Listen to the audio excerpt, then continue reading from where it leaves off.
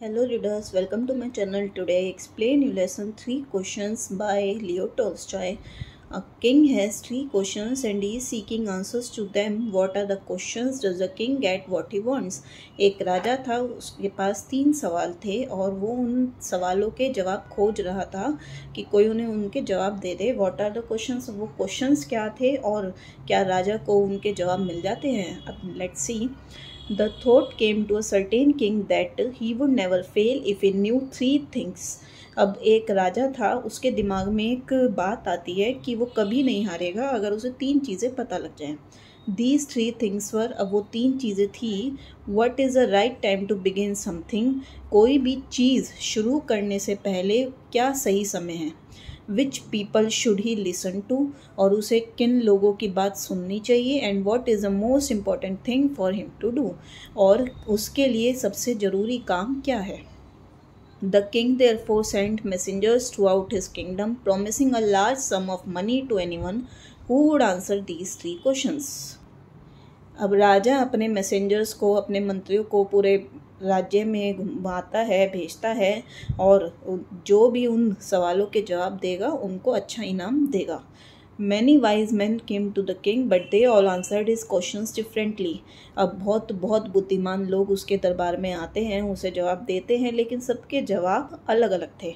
In reply to the first question, some said the king must prepare a timetable and then follow it strictly. अब जो उसका पहला सवाल था, उसके जवाब कुछ लोग इस तरीके से देते हैं. उसका पहला सवाल क्या था? What is the right time to begin something? कोई भी चीज़ शुरू करने के लिए सही समय क्या है. तो कुछ लोगों ने जवाब दिया कि राजा को अपना एक टाइम टेबल बना लेना चाहिए और उसे फॉलो करना चाहिए. Only in this way they said could he do everything at its proper time, और इस तरीके से वो सारी चीज़ें अपनी प्रॉपर टाइम पे कर सकता है. Others said that it was impossible to decide in advance the right time for doing something. दूसरे लोगों ने कहा कि इम्पॉसिबल है पहले से डिसाइड करना कि कोई भी काम करने के लिए सही समय क्या है. The king should notice all that was going on, avoid foolish pleasures and, अब राजा को जो चल रहा है उस पर ध्यान देना चाहिए. Avoid foolish pleasures, जो बेकार की खुशियाँ होती हैं उन्हें अवॉइड करना चाहिए. And always do whatever seem necessary at that time, और हमेशा वो करना चाहिए जो समय ज़रूरी लगे. Yet others said that the king needed a council or wise men who would help him act at the proper time. अब कुछ लोगों ने कहा कि राजा को एक अपनी समिति बना लेनी चाहिए बुद्धिमान लोगों की, जो उनसे हेल्प कर सके कि प्रॉपर टाइम पर किस टाइम पर क्या करना चाहिए. This was because one man would find it impossible to decide correctly without help from others the right time for every action. वो ऐसा उन लोगों ने इसलिए कहा क्योंकि एक अकेला इंसान ये बिल्कुल करेक्टली डिसाइड नहीं कर सकता दूसरों की हेल्प के बिना. The right time for every action, हर काम के लिए सही समय क्या है. But then others said that there were some things which could be urgent. लेकिन कुछ लोगों ने कहा कि कुछ चीज़ें ऐसी होती हैं जो अर्जेंट करनी पड़ती हैं, मतलब एकदम करनी पड़ती हैं. These things could not wait for the decision of the council. अब इन चीज़ों के लिए मंत्रियों का, समिति का वेट तो नहीं करा जा सकता उनके डिसीजन का. In order to decide the right time for doing something, it is necessary to look into the future. और कोई चीज़ का राइट टाइम के लिए ज़रूरी है कि भविष्य भी देखा जाए कि भविष्य में क्या हो सकता है.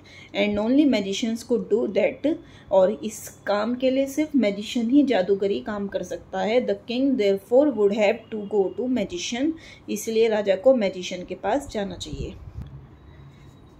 In their answers to the second question, some said that the people most necessary to the king were his counselors, others said the priest.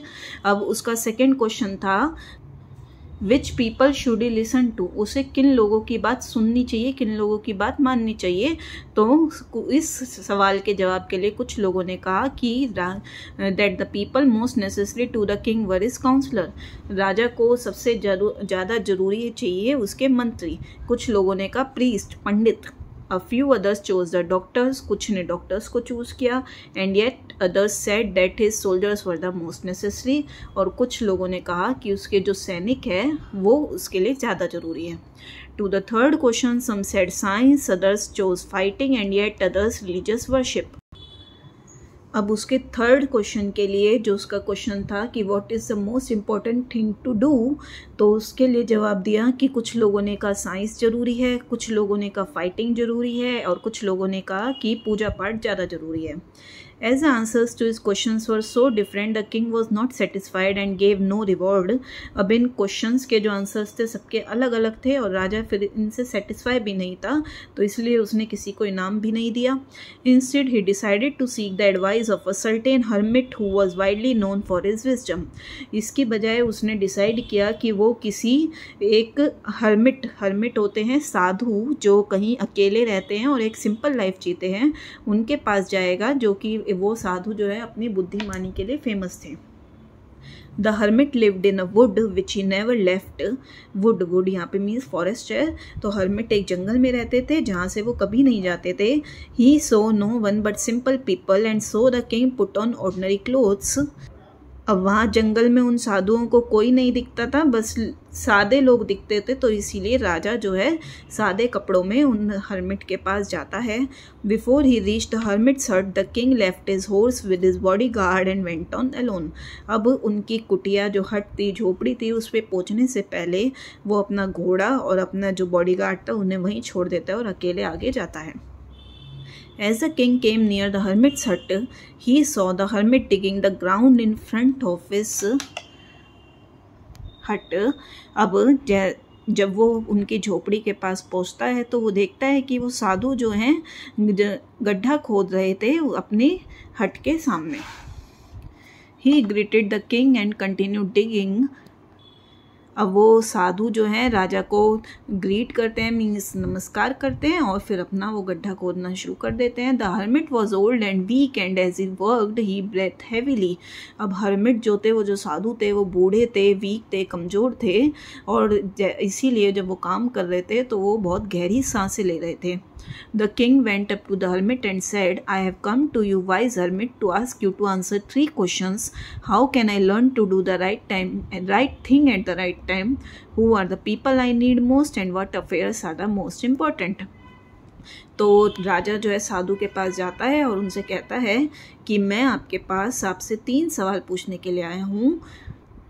मुझे कोई भी काम करने के लिए सही समय कैसे पता लगेगा? Who are the people I need most, कौन से लोग मेरे लिए ज़्यादा ज़रूरी हैं, and what affairs are most important, और कौन से काम, कौन से मैटर ज़्यादा इम्पॉर्टेंट है.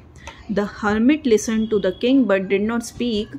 हर्मिट ने राजा की बात तो सुनी लेकिन कोई जवाब नहीं दिया. ही वेंट ऑन डिगिंग, और वो अपना खोदने में लगे हुए थे.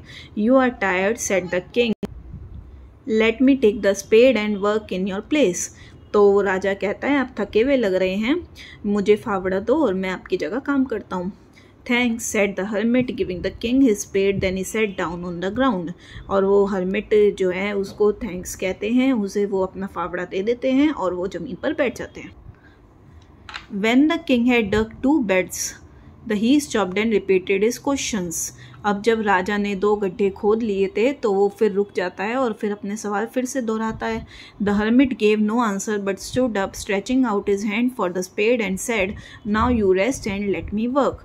तो हर्मिट ने कोई जवाब नहीं दिया लेकिन वो खड़ा हो जाता है और अपने हाथ फैला के उससे फावड़ा मांगता है और कहता है अब आप रेस्ट करो और मैं काम करता हूँ. But the king did not give him the spade and continued to dig.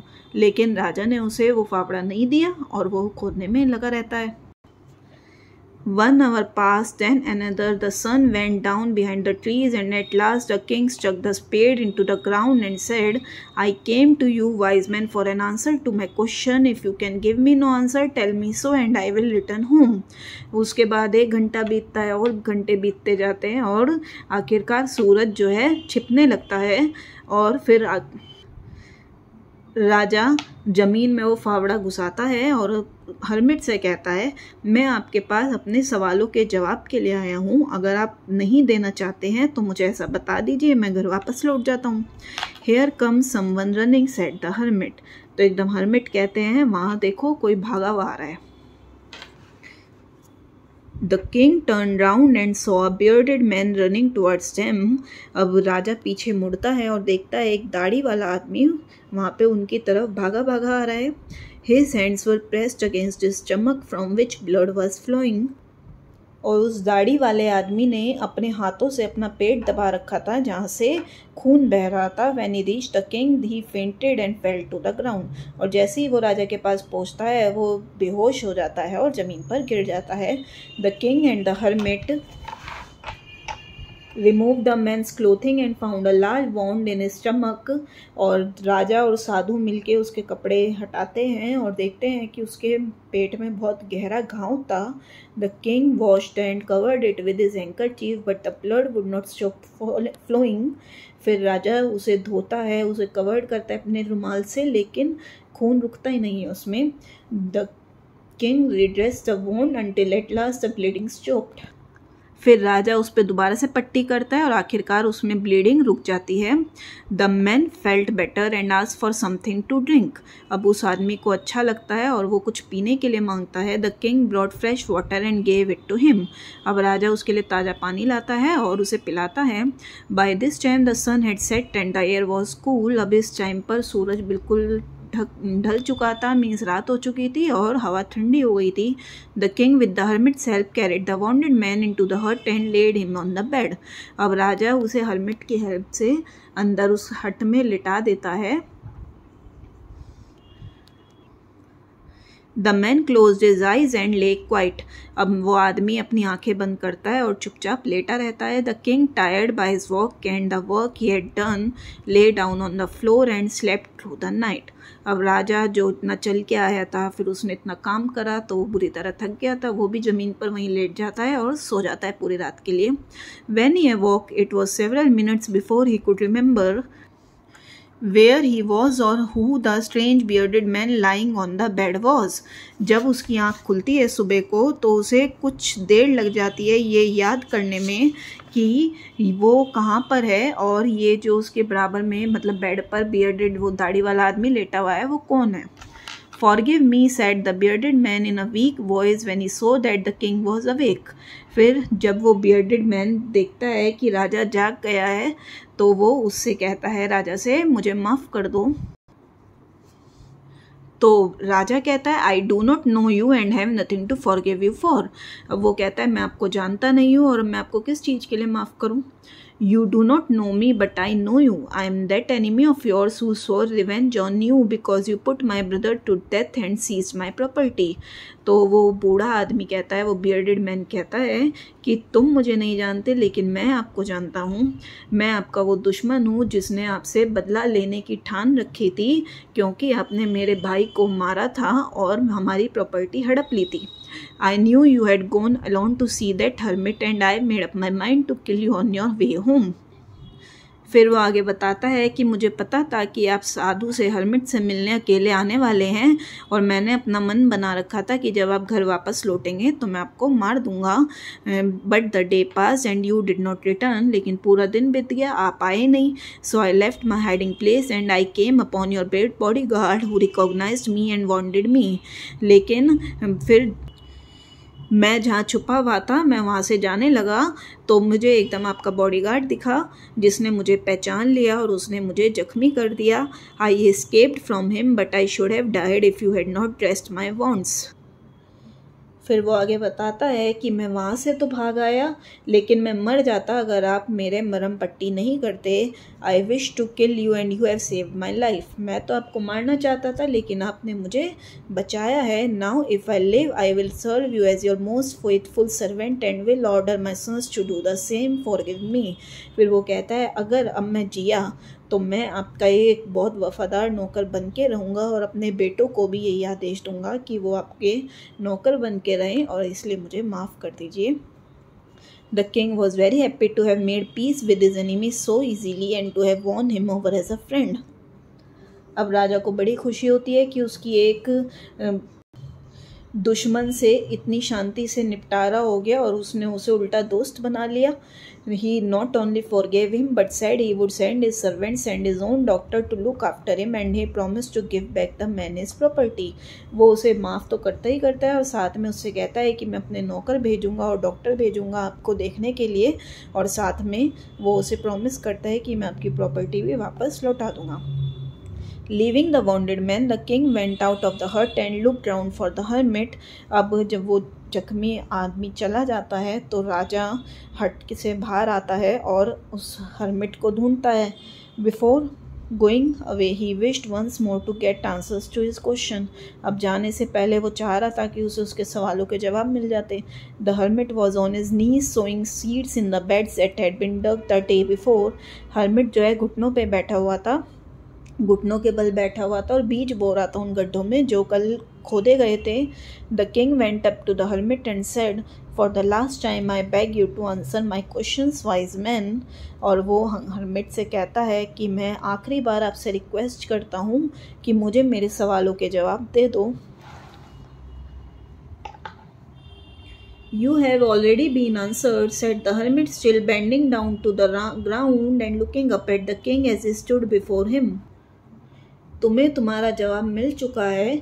Hermit जब वो घुटनों के बल बैठा हुआ था तो वो इसी तरह बोलता है, और साथ में राजा जब उसके सामने खड़ा हुआ था उनसे बोलता है, how have I been answered, what do you mean. वो कहता है मुझे मेरे जवाब कैसे मिले, आपका क्या मतलब है. Do you not see, replied the hermit. तो हर्मिट कहता है आपने नहीं देखा. If you had not pitied my weakness yesterday and had not dug these beds for me you would have gone away. कल को अगर तुम्हें मेरी कमज़ोरी पर दया नहीं आती और तुम ये गड्ढे मेरे लिए नहीं खोदते तो तुम यहाँ से चले जाते. Then that man would have attacked you and you would have wished you had stayed with me. और अगर तुम वापस चले जाते तो वो आदमी तुम पर अटैक कर देता और तुम सोचते कि काश मैं वहीं रुक जाता. So the most important time was when you were digging the beds. तो इसीलिए सबसे ज़रूरी टाइम क्या था, जब तुम वो गड्ढे खोद रहे थे. And I was a most important man and to do me good was your most important business. तो और मैं तुम्हारे लिए बहुत ज़रूरी आदमी था उस टाइम पर, और मेरा तुम भला कर रहे थे वो तुम्हारा ज़रूरी काम था. Afterwards when the man rain towards the most important time was when you were caring for him. उसके बाद जब वो आदमी हमारे पास भागा हुआ आया तो तुम ना उस समय जो इम्पॉर्टेंट टाइम था वो था जब तुम उसकी केयर कर रहे थे. Because if you had not dressed his wands he would have died without having made peace with you. क्योंकि अगर उसके भरम पट्टी नहीं करते वो मर जाता और तुम्हारी उससे उस दुश्मन से शांति भी नहीं होती. So he was a most important man and what you did for him was your most important business. तो वो जो आदमी था वो तुम्हारे लिए मोस्ट इम्पॉर्टेंट मैन था, और जो तुमने उसके लिए किया वो तुम्हारा मोस्ट इम्पॉर्टेंट बिजनेस था. Remember then there is only one time that is important and that time is now. ये अब उन हर्मिट के क्वेश्चंस के आंसर हैं कि there is only one time that is important and that time is now. कि एक ही समय इम्पॉर्टेंट है और वो है अब, जो अब चल रहा है. It is a most important time because it is only time we have any power to act. यही सबसे ज़रूरी टाइम होता है क्योंकि इसी टाइम हम कुछ कर सकते हैं. The most necessary person is a person you are with at a particular moment, for no one knows what will happen in the future and whether we will meet anyone else. अब most ज़रूरी जो person है हमारे लिए वो है उस समय हम जिस इंसान के साथ हैं वो हमारे लिए ज़रूरी पर्सन है, क्योंकि किसी को नहीं पता फ्यूचर में क्या होगा और हम किसी और के साथ हों उस टाइम पर. The most important business is to do that person good because we were sent into this world for that purpose alone. और हमारे लिए उस टाइम पर सबसे ज़रूरी काम है कि हम उस इंसान का भला करें, क्योंकि इस दुनिया में हमें इसी पर्पस के लिए भेजा गया है. I hope now you understand the lesson. Please like, share and subscribe the channel. Okay, thank you. Bye bye.